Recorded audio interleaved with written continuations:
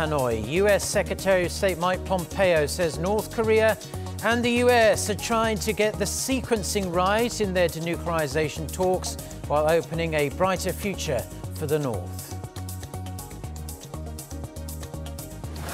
Government officials in the hot seat. South Korea's National Assembly is set to start its first interpellation session of 2019. Over the next 4 days, rival lawmakers will grill the officials on a slew of topics from politics and foreign affairs to the economy. Plus, US President Donald Trump slams GM for their plan to close a plant in Ohio. He says the auto giant should consider closing a plant in China or Mexico instead. To open a more promising future for the North, despite the breakdown of their recent summit in Hanoi. Our Jaein starts us off. In an interview with KCMO, a radio station based in his home state of Kansas, U.S. Secretary of State Mike Pompeo said Pyongyang and Washington are trying to get the, quote, sequencing right in talks to end the North's nuclear weapons program, while at the same time opening a brighter future for the country. His remarks on Monday came in the wake of North Korea's threat to walk away from the talks, as the regime called for a step-by-step dismantlement of its nuclear program in exchange for U.S. concessions, including sanctions relief. When asked about the failure to produce an agreement at last month's North Korea-U.S. summit in Hanoi, Pompeo said he couldn't say much about the details of the negotiations, as they were important private conversations, but did say it had to do with a range of issues around the timing and sequencing of how denuclearization is to be achieved. Pompeo, however, remained optimistic over the prospect of achieving the complete denuclearization of the Korean Peninsula, despite the recent setback in Vietnam. He said conversations will certainly continue, noting it was North Korean leader Kim Jong-un's promise to the world at his first summit with President Trump in Singapore that the North will indeed abandon its nuclear weapons program. 이승재, Arirang News. South Korean Foreign Minister Kang says both Seoul and Washington believe a comprehensive roadmap is necessary in their nuclear talks with North Korea. Asked to elaborate at the National Assembly on Monday, Seoul's top diplomat said it means starting with the full-fledged denuclearization process with a big picture to deal with all elements related to the North's nuclear facilities and its capabilities. Kang also emphasized Seoul's role in facilitating talks between the two sides, adding that sending a special envoy to North Korea may be an option on the table. Kang also agreed that holding another inter-Korean summit could help to revitalize denuclearization talks. South Korea's defense ministry has laid out plans to boost military ties with the United States even further. Defense officials from Seoul will also meet with their counterparts from China and Japan to try and patch up strained relations through increased dialogue. Kim Ji-yeon reports. At a briefing held at the National Defense Committee on Monday, Minister of National Defense Jungho said he plans to hold a meeting in Washington with the U.S. Defense Chief early next month.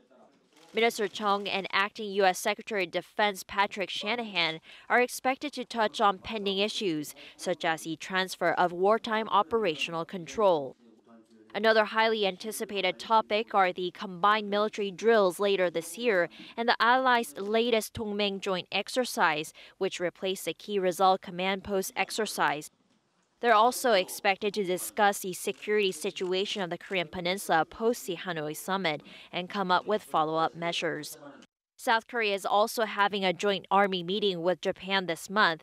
This will be followed by a Seoul, Washington, Tokyo trilateral security meeting in May, with working-level talks also scheduled, which will likely focus on resolving strained Seoul-Tokyo ties stemming from naval disputes due to Tokyo's claims that a South Korean warship had used its targeting radar to lock onto a Japanese patrol plane. The Defense Ministry also announced a ministerial-level meeting with China to take place for the first time in over a year and a half in May as part of efforts to promote communication and normalize relations after a diplomatic row stemming from Beijing's opposition to Seoul's decision to deploy the U.S. THAAD missile defense system. South Korea and China will also hold a ceremony on April 3rd to repatriate Chinese soldiers killed in the Korean War. Regarding the North, the Defense Ministry says it'll hold working-level talks with its North Korean counterpart about carrying out the joint statement from the Inter-Korean Summit last September. On whether North Korea is working on its nuclear programs, Minister Chung said that South Korea is keeping a close watch on places in the north, including the Dongchangni missile engine testing site. He said it's too soon to say that suspected activity there is preparation for a missile test. Kim Ji-yeon, Arirang News. Now, after making a bold statement through the foreign press last week that it may halt negotiations with the United States and potentially restart nuclear testing, North Korea is now remaining rather tight-lipped about its future plans, deciding against reporting on the quite aggressive rhetoric in its own state-run media for a domestic audience. Our Oh Jung-hee tells us why. Washington's forceful stance will risk the whole situation. Our supreme leader will soon speak his mind loud and clear.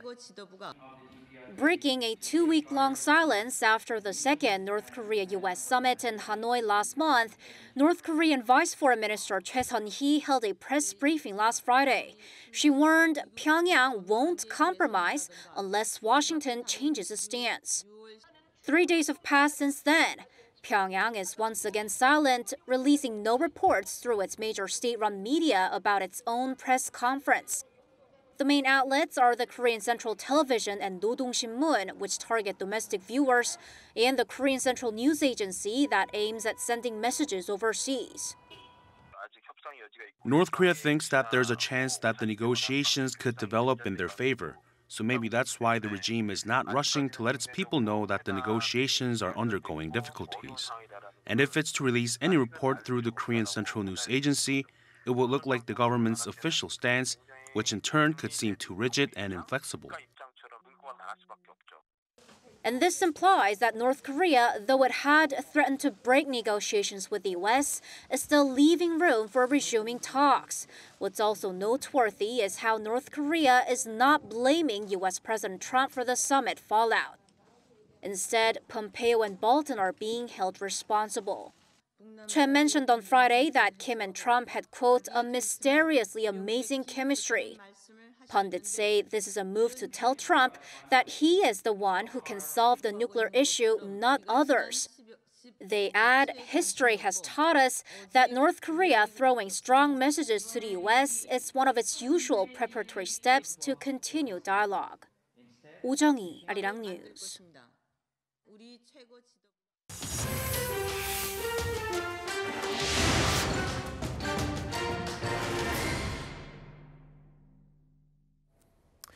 President Trump is continuing to pressure General Motors to reopen its plant in Ohio through a series of tweets that spanned the weekend and Monday as well. For more on this and other news from around the world, let's turn to our No Aram. Aram, quite the Twitter tirade, even by President Trump's standards. That's right, Mark. Trump's tweets come ahead of his trip to politically important Ohio this week. Analysts say a re-election campaign in the Rust Belt could be tough as he has failed to deliver on his promise of bringing back jobs there. He made that promise 2 years ago at a rally in a town near the shuttered Lordstown plant. GM closed plants in several locations last year as part of a major restructuring plan, which includes a shift towards electronic vehicles. It also said it would cut 8,000 jobs, which will represent a 15% reduction in its workforce. About 1,500 jobs have already been lost in Lordstown. Now, this has angered Trump, who said GM should close a factory in China or Mexico in order to reopen the Ohio plant. He also expressed discontent over the pace of talks between GM and the United Automobile Workers Union, which are scheduled to start later this year. Trump said those negotiations should happen right now, so the plant could either be opened or sold quickly. He had even blamed the union leader for not doing enough to save the Lordstown factory. Now, GM had responded to some of Trump's tweets, saying the ultimate future of the unallocated plants will be resolved between GM and the UAW. The automaker also said it is working to offer affected workers jobs in other plants, adding it has already relocated 1,000 employees. A Turkish man has been arrested following a shooting on a tram in the Dutch city of Utrecht. 37-year-old Gökmen Tanis is suspected of killing 3 people and injuring 5 others on Monday. Tanis, who was already known to police, was taken into custody after an hours-long manhunt. The city was put into lockdown after the shooting, which authorities initially said was an apparent terrorist attack. However, the suspect's motives are still under investigation. A prosecutor said the attack could have been sparked by what he called family reasons.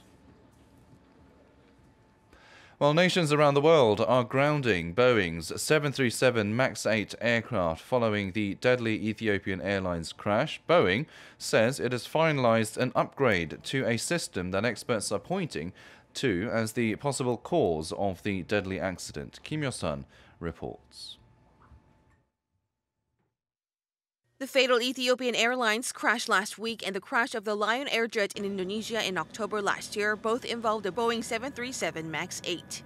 The planes ascended and descended and then ascended again while flying at speeds well over the normal takeoff procedure. Experts have raised the possibility of a faulty maneuvering characteristics augmentation system, or MCAS software, which prevents the plane from descending rapidly amid turbulence. What happened in the case of the Lion Air flight in Indonesia was that the pilot was fighting against the computer software which wanted to drop the nose of the aircraft, and then the software would say it's too high and was forcing it down again, and eventually there was a loss of control of the aircraft. To this, Boeing says it has finalized the upgrade of the related software system. It also explained it was updating pilot training as well, but specific methods have not yet been disclosed. Ethiopia's transport minister said Sunday that information from the Ethiopian Airlines jet's black box shows clear similarities to the Lion Air crash. While the minister didn't elaborate, Ethiopia will release a preliminary report in 30 days on what happened in the lead-up to the crash. Kim Yo-sun, Arirang News. Turning to Africa now, Mozambique's president says a massive storm that has gripped the country may have killed more than 1,000 people. Philippe Nyusi made the assessment while speaking on national radio. Cyclone Idai has left a trail of destruction since making landfall last Thursday, submerging entire villages and leaving bodies floating in the floodwaters. The official death toll stands at just over 80, with many hundreds still missing. Idai is said to be the deadliest storm in generations to hit the African nation. It has since moved on to Zimbabwe and Malawi, where scores of people have also died.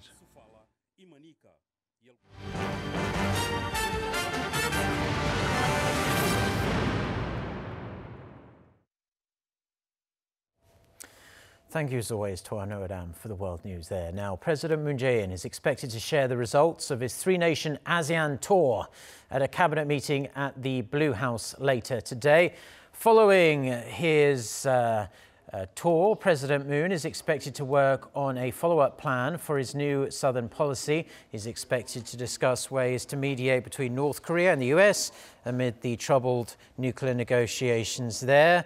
And as today's cabinet meeting is the first to be chaired by President Moon in 3 weeks, it's also likely to focus on various economic issues, including allocating extra government funds for fine dust tackling measures. President Moon may also reiterate the importance that investigators thoroughly carry out a probe into several sex crimes, high-profile ones, in the country. South Korea's National Assembly kicks off its first interpellation session of 2019 in the coming hours. Over the next 4 days, rival party lawmakers, they are going to be grilling top government officials on a wide range of topics from politics and foreign affairs to the economy. Today's Q&A session will focus on political matters. Rival parties are expected to clash as they put the administration's performance under the microscope. Lightly up for debate will be topics like electoral reform, as well as other contentious bills, including one that seeks to divide investigative rights between police and prosecutors, as well as a proposal that seeks to establish a body that will investigate high-ranking officials. And staying with domestic politics, South Korea's ruling party and 3 minor opposition blocs have agreed on the details of a plan for electoral reform. But that doesn't mean everything is going to be smooth sailing from here. Our Kim Min-ji has the latest from the National Assembly. Despite agreeing on a draft for electoral reform, the road from here on looks far from smooth. The ruling Democratic Party and 3 minor opposition parties agreed to leave the number of parliamentary seats unchanged at 300, but to increase the number of proportional representation seats to 75 from the current 47. The party's final seats will be partly determined by the percentage won in a nationwide party preference vote, along with its wins from single-seat constituencies. The new system is seen to favor smaller parties that can field candidates in many districts, or parties that have strong public support. The 4 parties are seeking to fast-track the bill since they haven't got support from the main opposition Liberty Korea party. If designated, that means the bill can automatically be put to vote without approval by a relevant standing committee. Although rival parties met on Monday in hopes of getting the main opposition party on the same page, they only reaffirmed their differences. If you look at the agreement, it's an obvious case of collusion and dividing up power among themselves. We have expressed our objection to it, and if the parties continue to push ahead with it, they will be criticized for putting their own interests first and ignoring pending bills that need to be passed. But it's not just the main opposition party that's against it. Some members of the minor parties have also criticized the agreement as it takes away the constituencies they hold now. The issue has been a hot potato at the National Assembly as parties are required to redraw the electoral map 1 year prior to general elections. The ruling party is keeping close tabs on the situation, but says it's a matter that can be solved. The issue is of concern to sitting lawmakers, so there will probably be disagreements within our party as well. But I think this issue can be solved by explaining the situation and persuading them. More back and forth is expected, seeing as the issue is not only sparking partisan wrangling, but internal tensions as well. What's worrisome is that any fallout here could put the brakes on bills that need to be passed during the March parliamentary session. Kim Min-ji, Arirang News.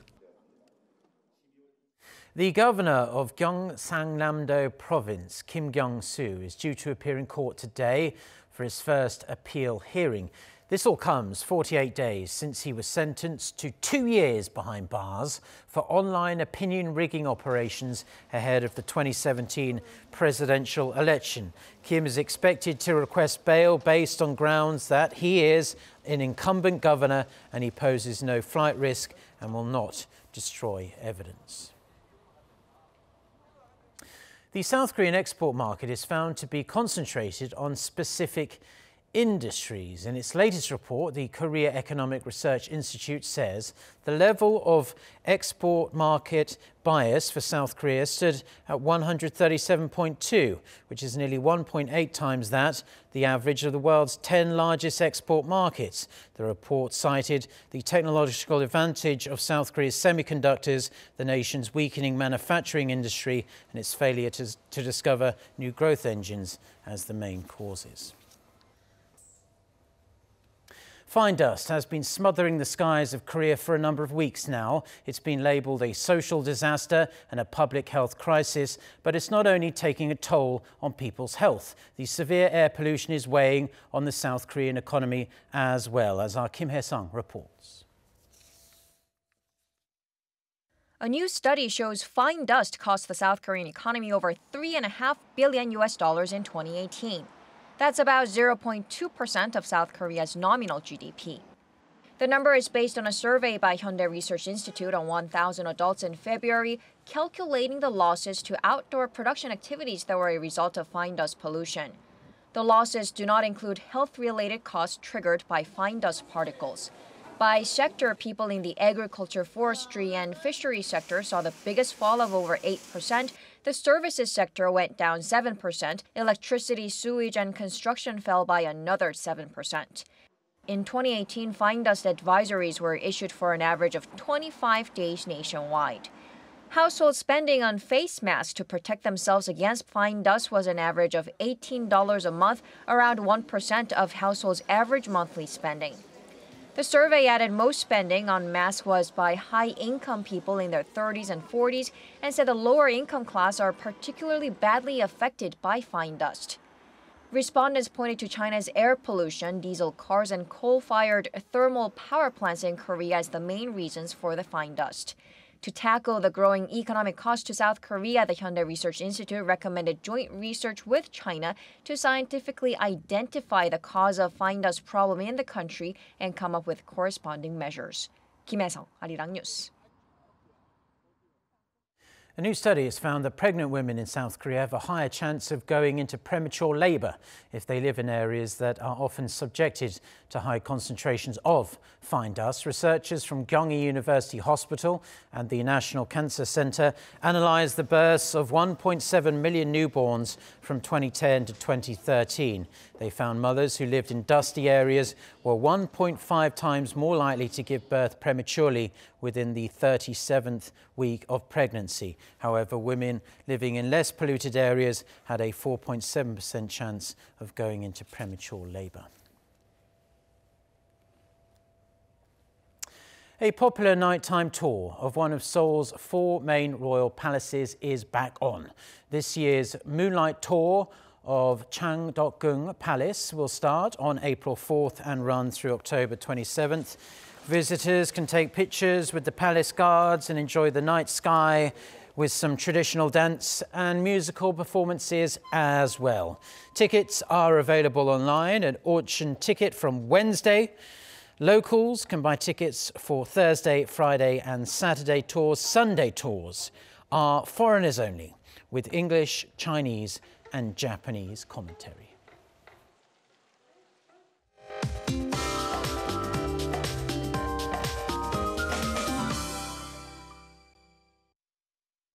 Good morning. It should feel more like April than mid-March, with daily highs in Seoul hiking up to 17 degrees Celsius, and that's nearly 6 degrees higher than the seasonal averages. And as we can see, temperature differences between lows and highs can be more than 10 degrees in Seoul and other regions as well for a few more days. Meanwhile, a dry weather advisory is in place for eastern regions, while central western areas, including here in the capital, could see higher levels of fine dust in the morning and at night. But just in case, let's all check the dust levels before heading outdoors today. And it could be the warmest day of the season so far by the afternoon. In southern provinces, we'll see highs in the 20s. Daegu topping out at 21 degrees. Gyeongju will be warmer at 22 degrees. And tomorrow's nationwide showers will bring down the highs to the single digits by the end of the week. And morning lows will be around the freezing mark again on Friday here in the capital. So beware of big temperature roller coaster for the time being. That's Korea for you, and here's the international weather for viewers around the world.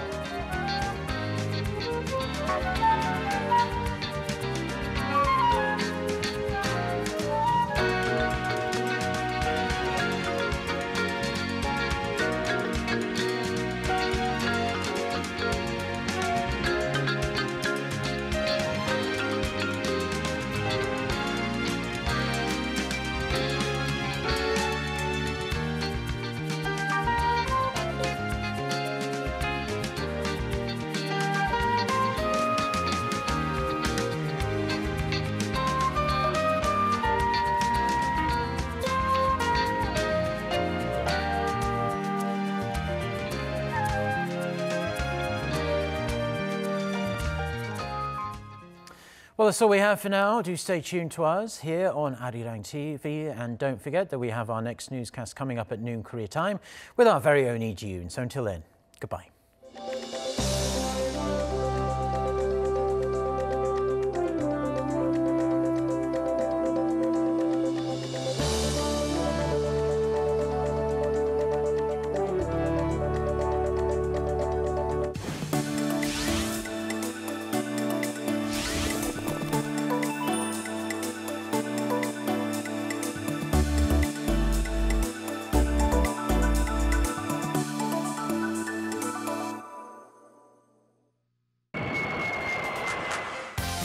Planning a self-guided tour in Korea?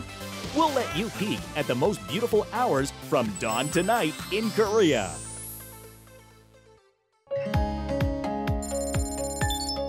Come to Incheon, a city whose glistening morning is precious.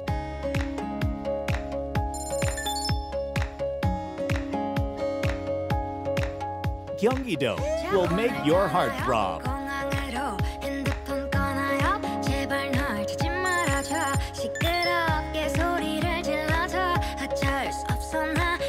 Come visit romantic Gyeongnam.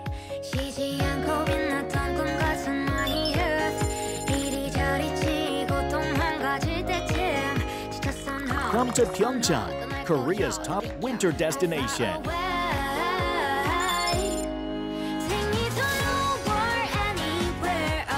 Come to Puyo for a memorable experience of history.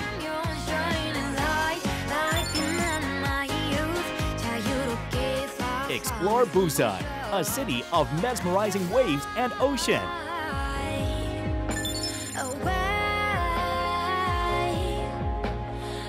Visit Jeollabuk-do, a place straight out of a movie.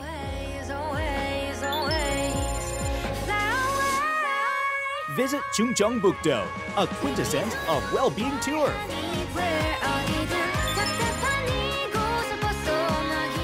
Come to Yeosu, a city with amazing sunset and night sea.